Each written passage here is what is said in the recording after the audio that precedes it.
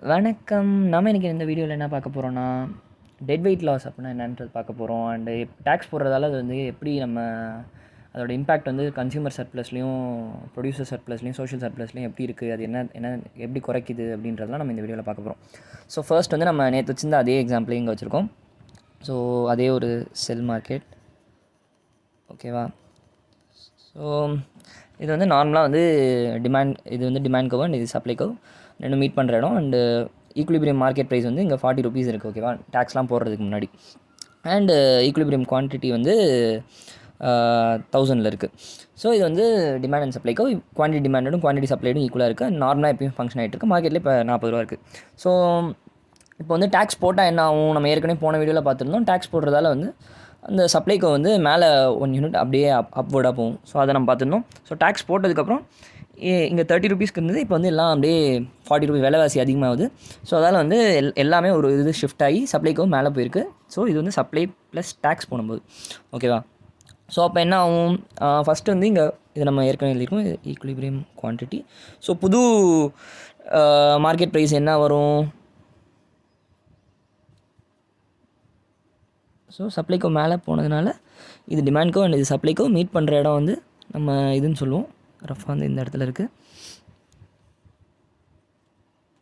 And இது வந்து 48 rupees and quantity வந்து 800.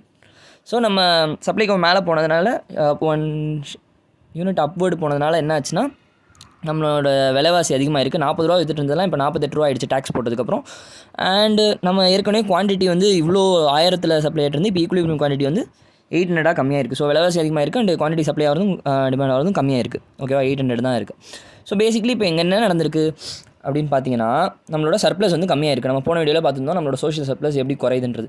ஸோ பேசிக்லி இது வந்து நம்ம என்னன்னு சொல்லுவோம், இந்த இடத்த நம்ம வந்து கன்சியூமர் சர்ப்ளஸ்ன்னு சொல்லுவோம்.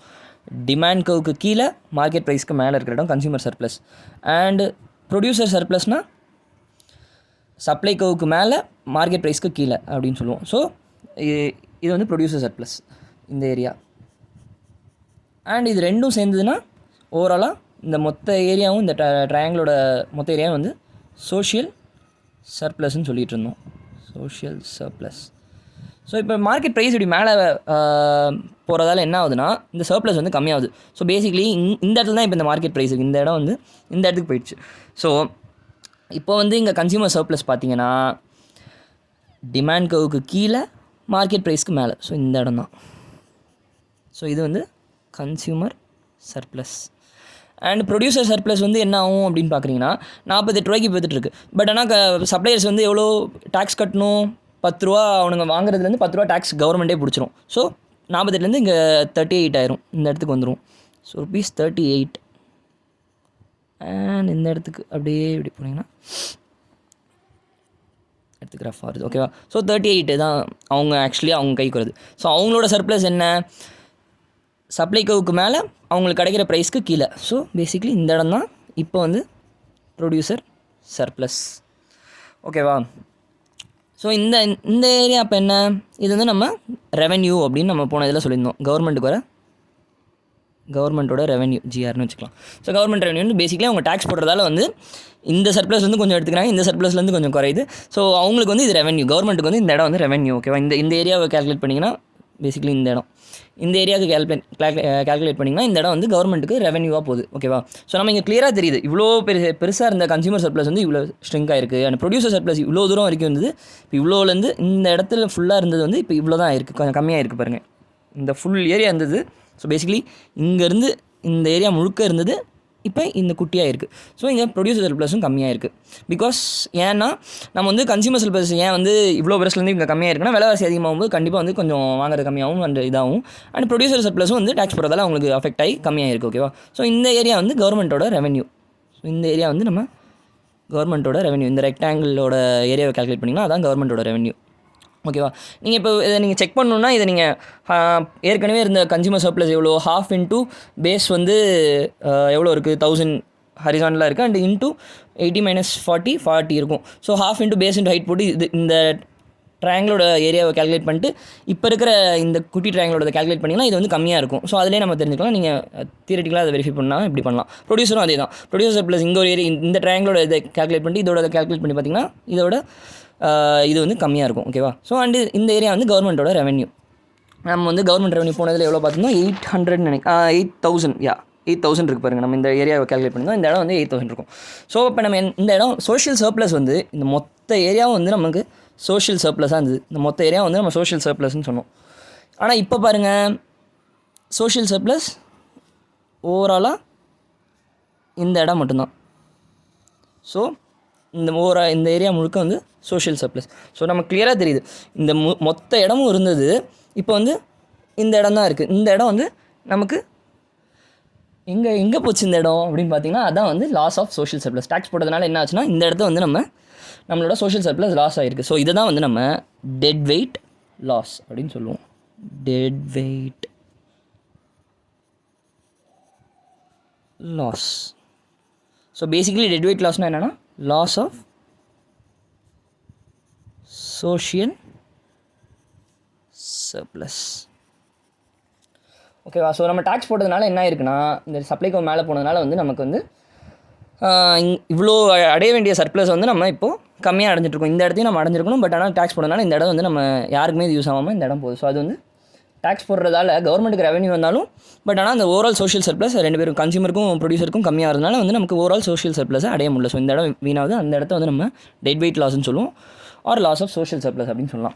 ஸோ நெக்ஸ்ட் வந்து நம்ம இப்போ இதை வந்து marginal benefit curve or marginal cost கர்வ்னு நம்ம ஏற்கனவே சொல்லியிருந்தோம். சப்ளை கர்வ் வந்து நம்ம மார்ஜினல் காஸ்ட் கர்வ்னு சொல்லலாம். அண்ட் டிமாண்ட் கர்வ் வந்து மார்ஜினல் பெனிஃபிட் கர்வ்னு சொல்லலாம்னு சொல்லியிருந்தோம். ஸோ மார்ஜினல் பெனிஃபிட் கர்வ் இதை வந்து நம்ம சப்ளை கர்வ் வந்து also called as marginal cost curve அப்படின்னு சொல்லுவோம். ஓகேவா? ஸோ நம்ம என்ன சொல்லியிருந்தோம் marginal cost marginal benefit point of வியூலேருந்து பார்க்கணும்னா நம்ம அப்படியே கீழேருந்து இந்த வெர்டிக்கலாக போய் தென் ஹரிசாண்டலாக பார்க்குற மாதிரி அப்படி அந்த பெர்ஸ்பெக்டிவ்லேருந்து நம்ம இமேஜின் பண்ணிக்கணும். Just for example. ஓகேவா? நம்ம அந்த மாதிரி பார்க்குறோம். ஓகேவா? ஸோ இங்கே என்னென்னா இப்போ இது வந்து நம்மளோட பழைய ஏற்கனவே நார்மலாக எப்பயும் இருக்கும் போது மார்க்கெட் ப்ரைஸில் எடுத்துகிட்டு இருக்கும்போது இந்த மாதிரி இருக்கும். ஓகேவா? ஸோ இது வந்து ஈக்விலிபிரியம் குவான்டிட்டி அண்ட் இங்கே வந்து ஈக்விலிபிரியம் ப்ரைஸ் இருக்கும். ஈக்விலிபிரியம் ப்ரைஸில் எப்படி இருக்கும் மார்ஜினல் காஸ்ட்டும் மார்ஜினல் பெனிஃபிட்டும் ஈக்குவலாக இருக்கும் அப்படின்னு சொல்லியிருந்தோம். இது வந்து ஈக்விலிபிரியம் ப்ரைஸ். ஓகேவா? ஸோ நெக்ஸ்ட்டு டேக்ஸ் போட்டதால் என்ன இருக்குது? ஸோ பேசிக்லி டேக்ஸ் போட்டதுனால வந்து சப்ளைக்கோ மேலே போயிருக்கு. இது வந்து சப்ளை ப்ளஸ் டேக்ஸ். ஓகேவா? போட்டதுனால அதே தான் மேலே இருக்கிற அதே கவ் தான் வரைஞ்சிருக்கேன். ஸோ இங்கே மேலே போயிருக்கு.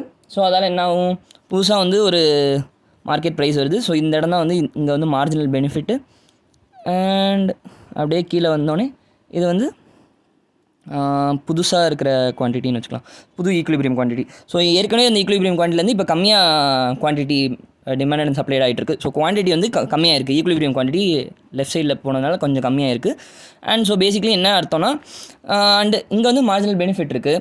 அண்டு அவங்க வந்து இந்த ப்ரைஸ்க்கு தான் இப்போ சோல்ட் ஆகிட்டு இருக்குது மார்க்கெட்டில். ஸோ அவங்க வந்து சப்ளையர்ஸ் வந்து ஆனால் டேக்ஸ் கொடுப்பாங்களா? டேக்ஸ் கொடுத்தோன்னே அவங்களுக்கு என்ன ஆகும்? நம்ம இங்கே பார்த்த மாதிரி தான் 48 ரூபா இருந்துச்சு. அதை டேக்ஸ் கொடுத்து 38 ஆச்சு. ஸோ பேசிக்லி இந்த இடத்துக்கு வந்துடுவாங்க. அண்ட் இந்த இடம் தான் வந்து மார்ஜினல் காஸ்ட். ஓகேவா? பிகாஸ் இங்கே சப்ளைக்கு டச் பண்ணுது. இந்த இடம் மார்ஜினல் காஸ்ட். ஓகேவா? அண்ட் மார்ஜினல் பெனிஃபிட் இங்கே மேலே இருக்குது. அண்ட் மார்ஜினல் காஸ்ட் இங்கே இருக்குது. அண்ட் இந்த ஏரியா வந்து நம்ம ரெவென்யூன்னு சொன்னோம். கவர்மெண்ட்டுக்கு ரெவென்யூ போகும். ஸோ பேசிக்கலி இந்த இடத்துல நமக்கு என்ன தெரியுதுன்னா புது மார்க்கெட் ப்ரைஸ்க்கு வந்து வரும்போது என்ன ஆகுதுன்னா மார்ஜினல் பெனிஃபிட் வந்து மார்ஜினல் காஸ்ட்டோட அதிகமாக இருக்குது. ஸோ மார்ஜினல் பெனிஃபிட் வந்து மார்ஜினல் காஸ்ட்டோட அதிகமாக இருக்குது. ஏன்னா இங்கே பாருங்கள் இங்கே வந்து மேலே இருக்குது பாருங்கள் இந்த ப்ரைஸ் மார்ஜினல் பெனிஃபிட்டோட ப்ரைஸ் வந்து மேலே இருக்குது. மார்ஜினல் காஸ்ட் இது கம்மியாக இருக்குது. ஸோ பேசிக்கலி இது என்ன சொல்ல வர்றாங்கன்னா நம்ம ஏற்கனவே பார்த்துருந்தோம் மார்ஜினல் பெனிஃபிட் வந்து மார்ஜினல் காஸ்ட்டோட அதிகமாக இருந்ததுன்னா அது வந்து நம்ம under utilisation of resources to the production. Under utilisation of resources for the production. நம்ம இன்னும் அண்டர் யூட்டிலைஸ் பண்ணிகிட்டு இருக்கோம் அப்படின்ற மாதிரி நம்ம ஏற்கனவே பழைய வீடியோ பார்த்து தான் அதே தான் இங்கே வந்து நம்ம ஜஸ்ட் இந்த சர்ப்ளஸ் இந்த டேக்ஸஸ் புது இதை வச்சு நம்ம இப்போ பார்க்குறோம். ஸோ பேசிக்கலி மார்ஜினல் பெனிஃபிட் அதிகமாக இருந்ததுன்னா மார்ஜினல் காஸ்ட்டோட under utilisation of resources for the production நம்ம இன்னும் கொஞ்சம் இன்க்ரீஸ் பண்ணணும் அப்படின்ற மாதிரி. ஓகேவா? நெக்ஸ்ட் வந்து நம்ம யார் வந்து இந்த டேக்ஸ் பேர் பண்ணுறா அப்படின்றத நம்ம இந்த வீடியோவில் பார்க்குறோம். இந்த பார்ட் ஆஃப் இதில் பார்க்கலாம். ஓகேவா? ஸோ அதே தான் அதே மேலே இருக்க எக்ஸாம்பிள் எடுத்துக்கலாம். ஓகேவா? இங்கே 1000 அண்ட் மார்க்கெட் வந்து 40 ரூபீஸ்க்கு விற்றுட்ருக்காங்க. ஸோ தென் இது வந்து புதுசான டேக்ஸ் போட்டதுக்கப்புறம் மேலே போகுது. பேசிக்லி இங்கே 48 ருபீஸ் ஆகுது அண்டு குவான்டிட்டி வந்து கம்மியாகுது. ஸோ இது வந்து புதுசாக இருக்கிற ஈக்விலிபிரியம் ப்ரைஸ் அண்ட் குவான்டிட்டி டேக்ஸ்க்கு அப்புறம். ஏற்கனவே வந்து பழசில் வந்து இங்கே 30 ரூபா இருந்தது. ஓகேவா? ஸோ தென் ப்ரொடியூசர்ஸ் வந்து அவங்க டேக்ஸ் கொடுத்ததுக்கப்புறம் அவங்க வந்து 38 ரூபா தான் அவங்க கைக்கு வரும். 38 ரூபான்றது இந்த இடம். ஸோ இப்போ வந்து நம்ம என்ன சொல்லியிருந்தோம், இதுக்கு மேலே இருக்கிற இடம் வந்து நம்ம கன்சியூமர் சர்ப்ளஸ்ன்னு சொல்லியிருந்தோம். அண்டு இதுக்கு இந்த இடத்துக்கு கீழே இருக்கிற இடம் வந்து நம்ம ப்ரொடியூசர்ஸோட சர்ப்ளஸ்ன்னு சொல்லியிருந்தோம். அண்ட் இந்த நடுவில் இருக்க இடம் வந்து ரெவென்யூ கவர்மெண்ட்டுக்கு போகுதுன்னு சொல்லியிருந்தோம். ஸோ இந்த டேக்ஸ் வந்து இப்போ 40 ரூபாலேருந்து டேக்ஸ் 10 ரூபா போகுதுன்னா 10 ரூபா போட்டிருக்காங்கன்னா என்ன இருக்கணும், இது பேசிக்லி வந்து இந்த டேக்ஸ் வந்து 10 ரூபான்றது யார் பேர் பண்ணிக்கிறான்னு பார்த்தீங்கன்னா மொத்தமாகவே வந்து ப்ரொடியூசர்ஸ் மட்டும் பேர் பண்ணிக்கிறது இல்லை, வந்து கன்சியூமர்ஸும் கொஞ்சம் பேர் பண்ணுறாங்க அப்படின்றத நம்ம இப்போ இங்கே பார்க்க போகிறோம். ஸோ இந்த 40 ரூபா இருக்குது. ஓகேவா? ஸோ இங்கே டேக்ஸ் போட்டதுக்கப்புறம் பார்த்தீங்கன்னா ப்ரைஸ் வந்து 48 ரூபா இருக்குது. 48 ரூபா ஆனதுக்கப்புறம் எங்கே அந்த 2 ரூபா வந்து யார் பேர் பண்ணுறா அப்படின்னு பார்த்தீங்கன்னா அதை வந்து ப்ரொடியூசர்ஸ் பேர் பண்ணுவாங்க. இங்கே வந்து ஸோ இங்கே பார்க்கலாம் பாருங்கள். ஸோ இங்கே 40 ரூபா இருக்குது. ஸோ இந்த இடம் வந்து ஸோ பேசிக்லி இந்த ஏரியா வந்து 8 இருக்குது. 48 - 40 வந்து 8 ருபீஸ் இருக்குது. இந்த இடம் வந்து கன்சியூமர்ஸ் தான் இந்த இடத்த எடுத்துக்கிறாங்க. ஸோ கன்சியூமர் சர்ப்ளஸ்குள்ளே தான் இருக்குது. ஸோ இங்கே வந்து இந்த 8 ரூபா வந்து கன்சியூமர்ஸ் வந்து பேர் பண்ணிக்கிறாங்க. அண்ட் இந்த ஏரியா வந்து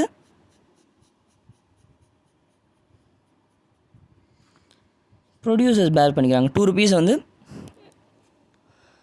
ப்ரொடியூசர் சர்ப்ளஸ்லேருந்து குறையுது. ஸோ பேசிக்லி வந்து இந்த 2 ரூபா வந்து இந்த டேக்ஸ் போடுறதால என்ன ஆகுதுன்னா 10 ரூபா டேக்ஸ் வருது.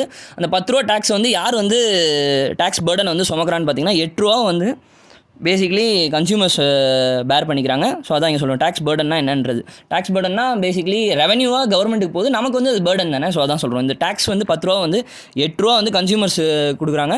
அண்ட் 20 ரூபா 2 ரூபா வந்து ப்ரொடியூசர்ஸாக 2 ரூபா கொடுக்குறாங்க. ஸோ பேசிக்லி 80% வந்து இந்த டேக்ஸில் வந்து கன்சியூமர்ஸ் தான் வந்து பேர் பண்ணுறாங்க. அந்த 20% தான் வந்து இவங்க நம்ம ப்ரொடியூசர்ஸ் பேர் பண்ணுறாங்க அப்படின்ற மாதிரி.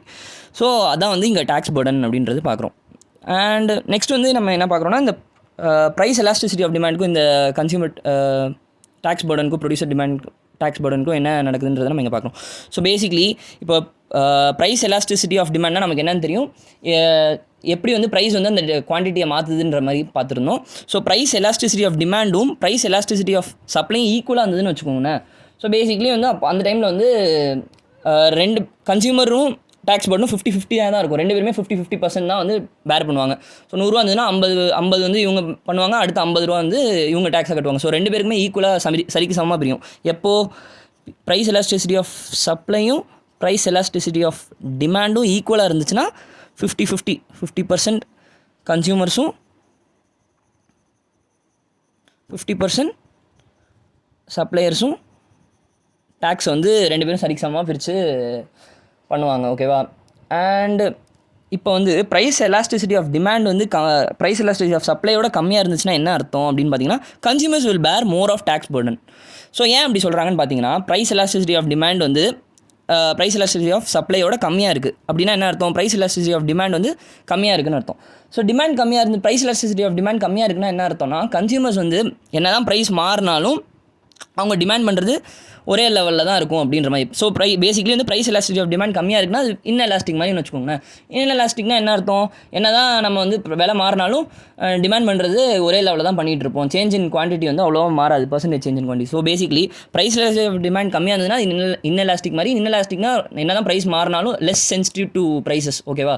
ஸோ அப்போ என்ன தான் மாறினாலும் நம்ம எவ்வளோ விலைவாசி அதிகமானாலும் கம்மியானாலும் வாங்குறது குவான்டிட்டி ஒரே லெவலில் தான் வாங்கிட்டு இருப்போம். ஸோ என்ன பண்ணாலும் வாங்குவோம் எவ்வளோ விலை விற்றாலும் அப்படின்னும் போது அப்போ வந்து கன்சியூமர்ஸ் வந்து எவ்வளோ தான் இருந்தாலும் ப்ரைஸ் பே பண்ண ரெடியாக இருக்கும்போது அவங்க தான் வந்து அதிகமாக டேக்ஸ் வந்து கட்டணுன்ற மாதிரி.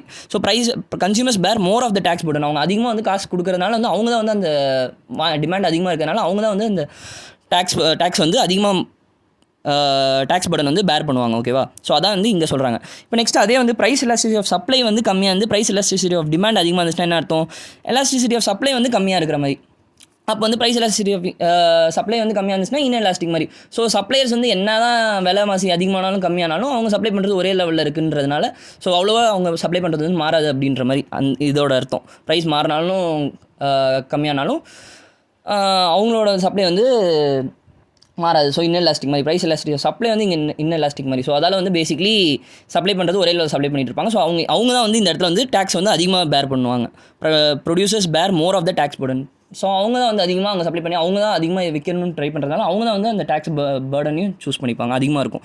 ஸோ ரெண்டும் ப்ரைஸ் எலாஸ்டிசிட்டி ஆஃப் சப்ளையும் ப்ரைஸ் எலாஸ்டிசிட்டி ஆஃப் டிமாண்டும் ஈக்குவலாக இருந்துச்சுன்னா ரெண்டு பேரும் பாதி அந்த வர போகிற டேக்ஸை வந்து பிரிச்சுப்பாங்க. இப்போ இவங்க ப்ரைஸ் எலாஸ்டிசிட்டி ஆஃப் டிமாண்ட் வந்து கம்மியாக இருந்துச்சுன்னா கன்சியூமர்ஸ் அதிகமாக டேக்ஸ் பர்டனை சுமப்பாங்க.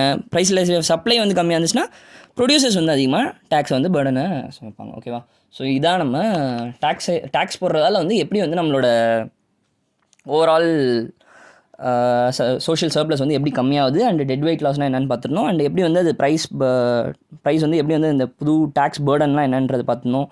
எப்படி வந்து கன்சியூமர்ஸ்க்கும் ப்ரொடியூசர்ஸையும் அது எப்படி அஃபெக்ட் பண்ணுதுன்றதை நம்ம பார்த்துருந்தோம். ஓகேவா?